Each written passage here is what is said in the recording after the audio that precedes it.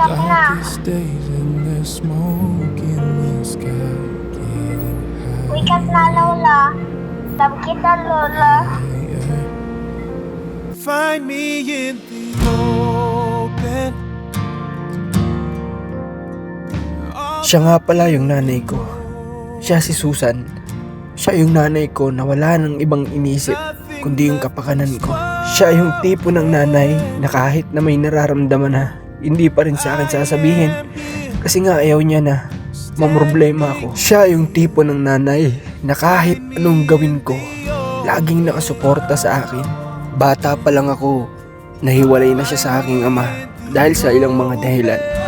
Kaya magmula noon, halos mag-isa niya rin talaga ako na binuhay. Kahit mahina yung katawan niya para magtrabaho ay pinilit. Para lang nang sa ganun, may bigay yung aking mga pangangailangan. At ngayon na ako naman yung may kakayahan na ibigay sa kanya yung mga bagay na hindi niya naranasan, ay tila huli na yata ang lahat. Can I trust you? Find me in the open. All the good and broken. Nothing left unspoken. I am here. I'm standing here. See me in my wholeness.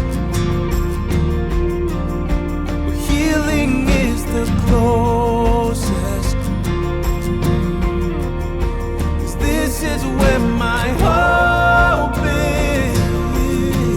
Oh, I am here. Yeah, I'm standing here. Find me in the open. Yeah. Find me in the open.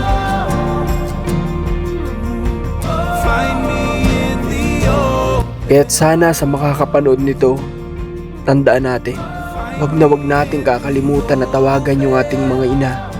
Hindi masama o hindi kawalan yung 15 hanggang 20 minutos na tatawagan at kakausapin natin sila sa araw-araw.